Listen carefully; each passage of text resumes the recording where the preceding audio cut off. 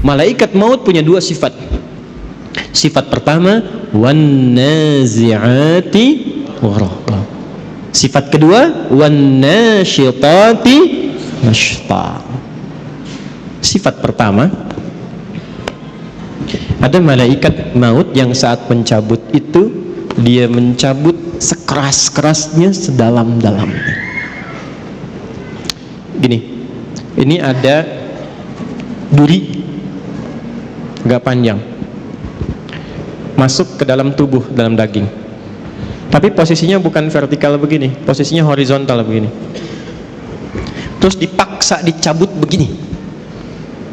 Kira-kira kebayang nggak rasanya? Ya? Nah, ini malaikat nazi'atu. Nazi'atu dari kata naza'a. Naza'atu gini ilustrasinya, kalau belum paham tentang ini, itu ada pohon di luar, dipaksa dicabut sekeras-kerasnya sampai akar-akarnya tercabut. Ya. Problemnya apa? Problemnya kalau pohonnya keras kan nggak sekali cabut, tarik, balik lagi, tarik, balik lagi, ya kan? Itu naza'a namanya.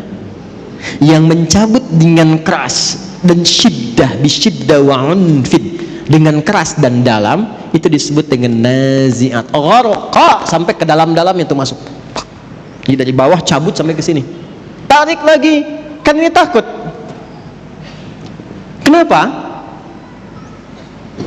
Karena dia merasa nggak siap untuk pulang. Karena merasa nggak siap, nggak pengen keluar, tarik lagi. Itu ilustrasi begitu, tarik lagi. Sampai nanti di Quran ada beberapa surat, kamu ini susah sekali, ada yang dipukulin sama malaikat. Tarik lagi, turun lagi, tarik lagi. Ya, mudah bagi malaikat tarik langsung, mudah kan, kuat kan. Tapi ingin menunjukkan bagaimana keadaan orang-orang di golongan pertama yang disampaikan oleh Al-Quran, betapa mencekamnya keadaan saat dia pulang. Jadi sampai Allah kirimkan khusus dalam suasana itu malaikat yang memang bengisnya luar biasa untuk mencabut.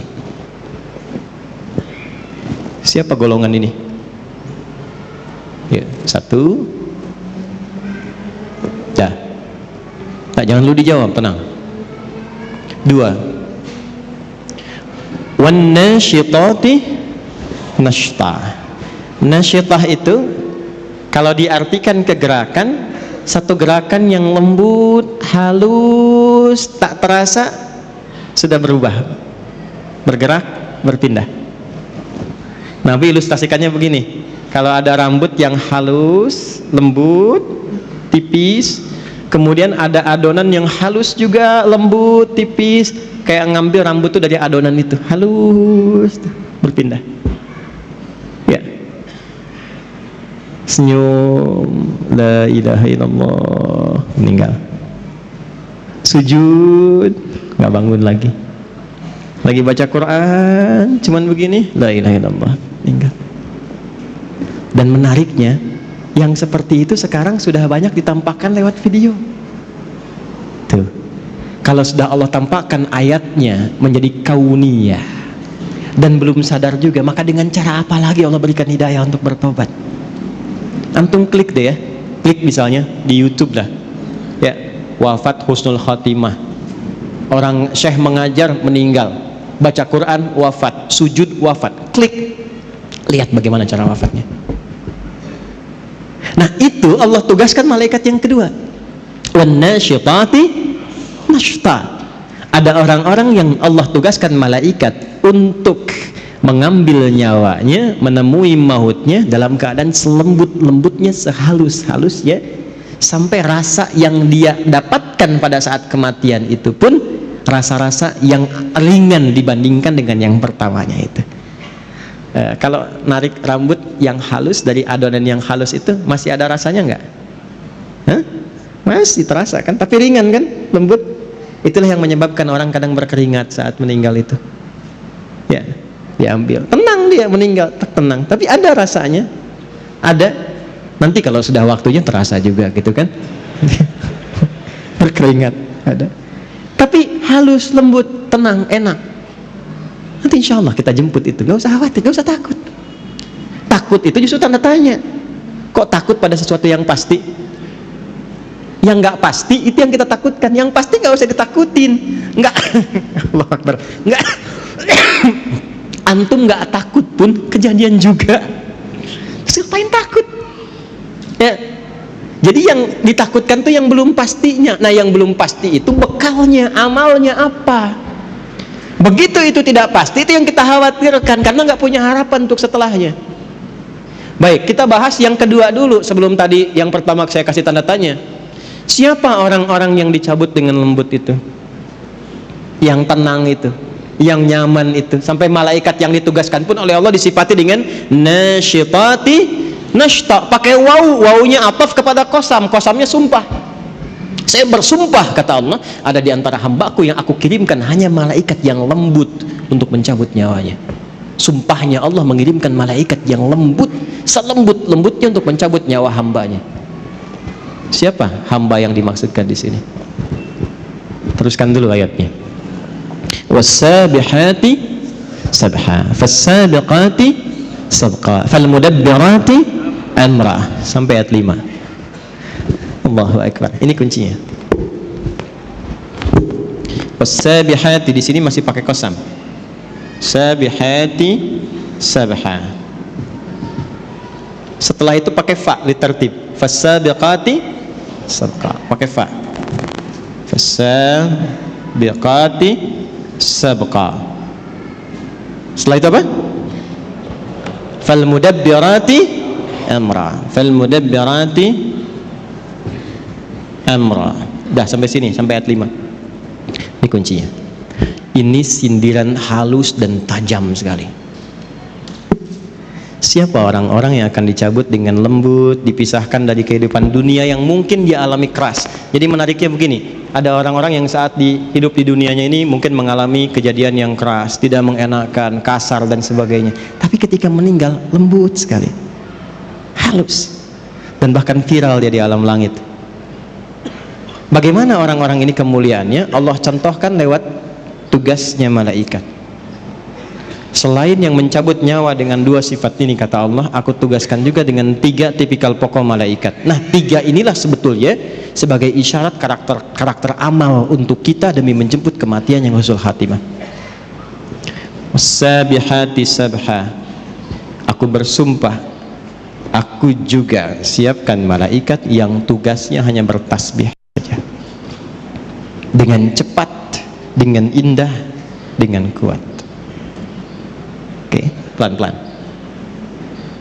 Teman-teman masih ingat gak waktu saya sampaikan tadi dibuka di awal mukaddimah? Ibadah itu ada yang sifatnya apa yang pertama? Ritual. Nah, ritual ini digambarkan di Qur'annya dengan kata-kata tasbih. Tasbih.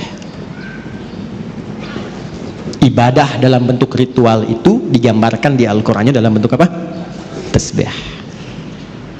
Nah, menariknya apa? Semua alam ini diciptakan oleh Allah itu untuk bertasbih. Buka Quran surah 17 ayat ke-44. Quran surah 17 Al-Isra ayat 44. Dan tempatnya pun di surah ke-17 Al-Isra. 17 rakaat. Peristiwa Isra. Isra kan peristiwa yang didapatkan dari Isra dan Mi'raj itu kan salat kan? Nah, salat itu teman-teman sekalian itu gambaran tasbih untuk kita. Malaikat juga bertasbih. Tusabbihu lahu as-samawati as-sab'u wal ardu wa man fihin. Ada? Hah? Wa in min syai'in, terus tuh, dapat. Walakin la tafqahuna tasbihahu. Tusabbihu lahu as-samawati as-sab'u. Semua yang ada di alam langit bertasbih kepada Allah. Wal ard, dan yang di bumi bertasbih. Kalau antum baca tafsirnya, ini misal yang banyak didapatkan tafsir Ibnu Katsir misalnya, yang agak banyak riwayat di situ. Itu ngambilnya dari tafsir Ibnu Jarir At-Tabari. Ibnu Katsir banyak ngambil dari situ. Yang tafsir riwayat ya. Kalau yang mau pendek-pendek Jalalain, Tanwirul Mikbas itu pendek-pendek. Kalau mau ngambil tafsir riwayat tentang ayat ini, silahkan lihat. Itu akan mengambil satu riwayat di Mu'jam At-Tabrani, riwayat dari Abdurrahman bin Qutr. Ya, Abdurrahman bin Qutr ini meriwayatkan satu hal saat peristiwa Isra'nya Nabi sallallahu alaihi wasallam. Jadi begitu Nabi akan siap diberangkatkan antara Zamzam dan Maqam. Jadi ada Maqam Ibrahim, ada Zamzam, di antaranya itu ya dekat itu disiapkan berangkat dari mulai ke Masjidil Aqsa, naik kemudian ke langit. Itu apa komentar Nabi setelah turun? Saya mendengar malaikat semua bertasbih, bersahut-sahutan bertasbih pada Allah Subhanahu wa taala alam langit. Ya. Kalau Anda baca riwayatnya setelah itu di tafsirnya, teruskan tafsirnya sampai ke bawah, Anda akan temukan Allahu Akbar. Ini babnya iman ya, maaf, babnya iman. Pembuktiannya saat sakaratul maut. Kenapa kita sering mendengar kalau makan itu sampai akhirnya? Mungkin di situ ada berkahnya. Pernah dengar? Ya kan? Karena setiap makanan dan minuman yang kita makan dan minum, itu sekalipun kita konsumsi, dia masih bertasbih kepada Allah Subhanahu wa taala. Riwayatnya ada. Baca tafsirnya. Ini bukan saya pribadi, bukan. Ngaji tafsirnya, lihat. Sampai makanan yang akan yukal dimakan itu masih bertasbih sebelum dimakan. Itu sebabnya kita nyari berkahnya. Ya. Saya kalau minum tuh ada nggak habis, orang datang rebutan. Kenapa nyari berkahnya? Saya bilang udah saya habisin berkahnya tadi. Canda aja. Itu gambaran. Nah, singkatnya tasbih itu gambaran dari ibadah. Inti sholat itu kan di ruku dan sujud. Ya Maryam uqnuti li rabbiki wasjudi warka'i ma'ar. Ya, inti sholat itu, inti paling pokoknya dari sekian rukun sholat itu di ruku dan sujudnya. Sebagai penghambaan kita kepada Allah, ruku dan sujud. Ruku dan sujud itu intinya tasbih. Coba lihat saat ruku baca apa?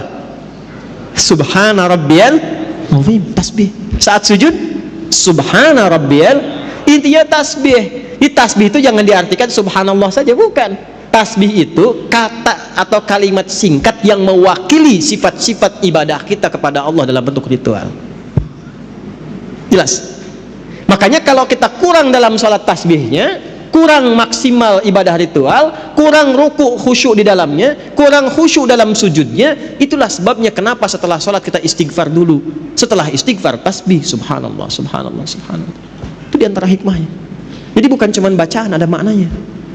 Intinya apa dengan kalimat ini? Tusabbihu lahu as-samawatu as-sab'u wal ardu wa man fihinna. Kaitkan dengan wasabihati sabha. Aku bersumpah, malaikat saja ada yang aku buat untuk tasbih semuanya.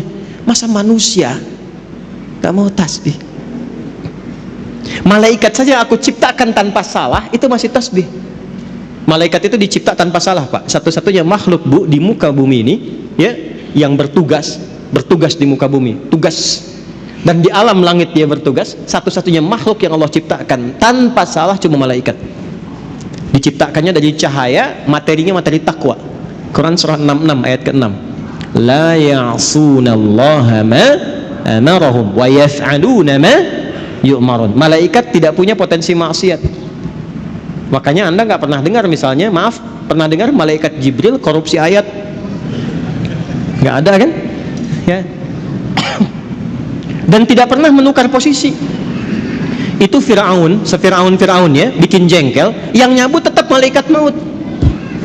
Nggak pernah dia bilang, Zurail, Jibril, jengkel sama yang ini, kamu aja yang cabut.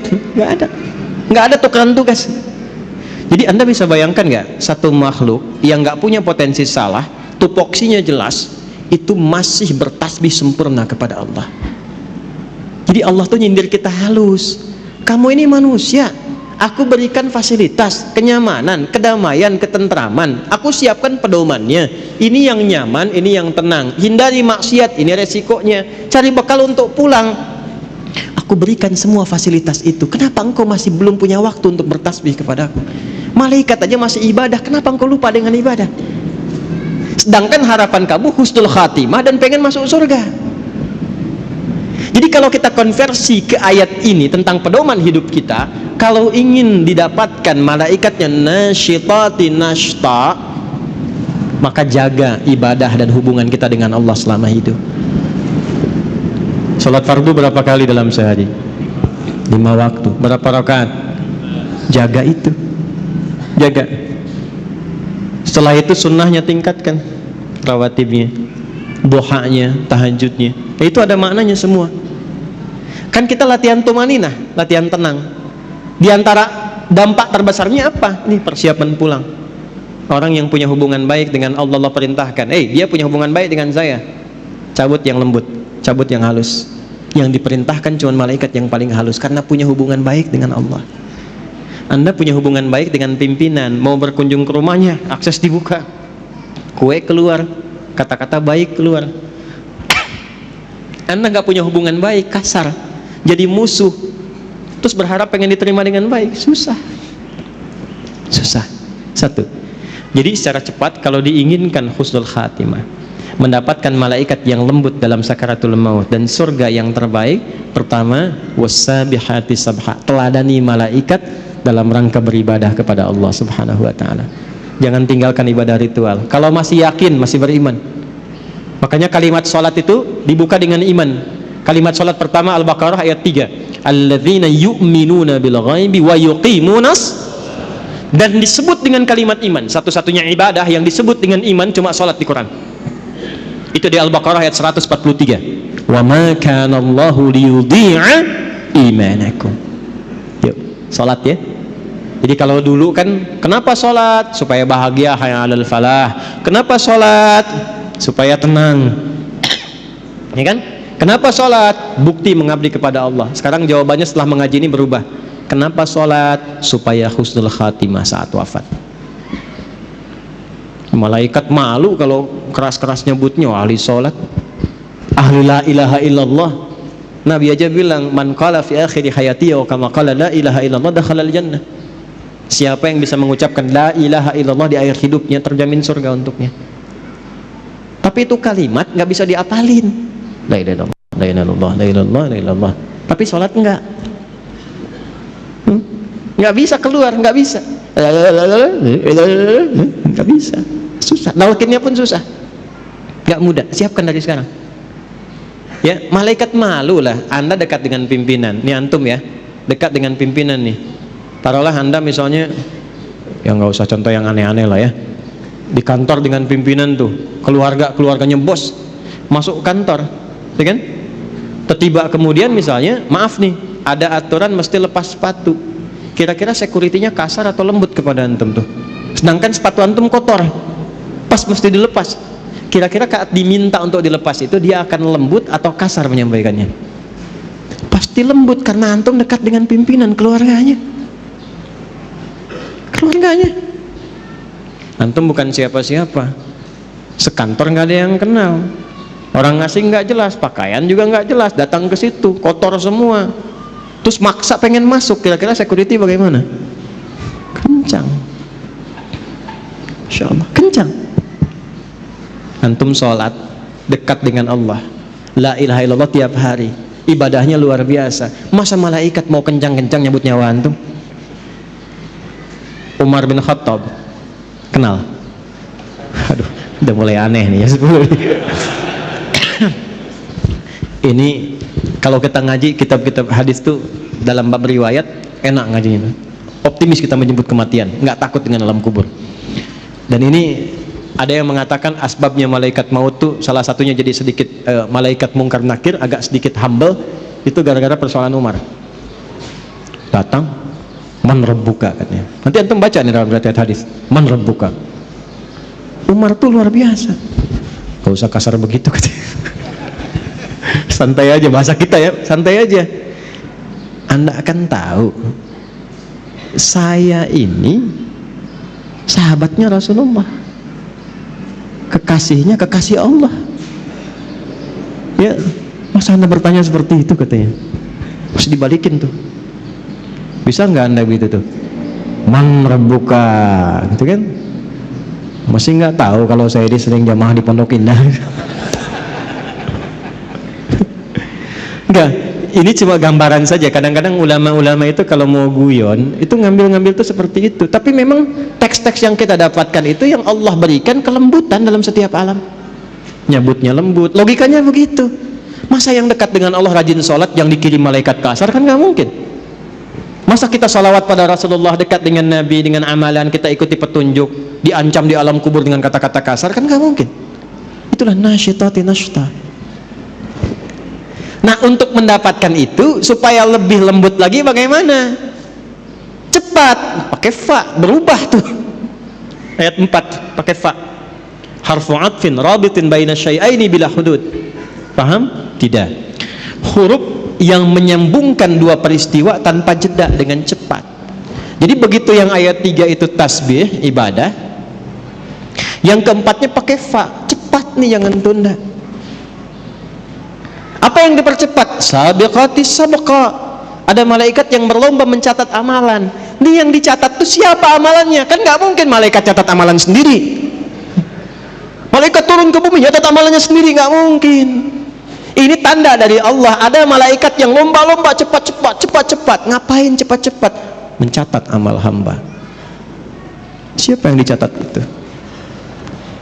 Dalilnya mana untuk menegaskan ini? Al-Baqarah ayat 148. Ketemu kalimat sabaknya. Quran surah 2 ayat 148. Walikulli wijhatun huwa muwalliha. Sama dengan fa di sini, fa di sana. Fastabiqul khairat. Fastabiqul khairat. Tuh. Tuh. Kencengin tuh. Ini maksudnya. Kencengin. Optimis kita. Di sini fasabiqatus sabqa, ya, fasabiqatis sabqa, di sini fastabiqul khairat. Walikulli wijhatun huwa muwalliha. Setiap hamba yang ibadah itu pasti punya kecenderungan fokus pada ibadah tertentu. Contoh, ada yang senang tahajud, belum konsisten puasa sunnah. Tahajud rutin tiap malam, tapi Senin Kamis belum puasa. Ada yang puasa Senin Kamis tapi tahajud belum, ya kan? Ada yang sudah sholat puasa Daud, bahkan sholat Daud nggak ada. Ya, puasa Daud yang ada ya. Senin puasa, Selasa tidak, Rabu puasa, Kamis sholat Daud nggak ada. Subuh sholat, duhur tidak, asar sholat, maghrib, nah itu nggak ada. Ya. Ini sudah puasa Daud, tapi tilawah Quran belum. Quran juga unik, ada yang senang baca tapi belum menghafal.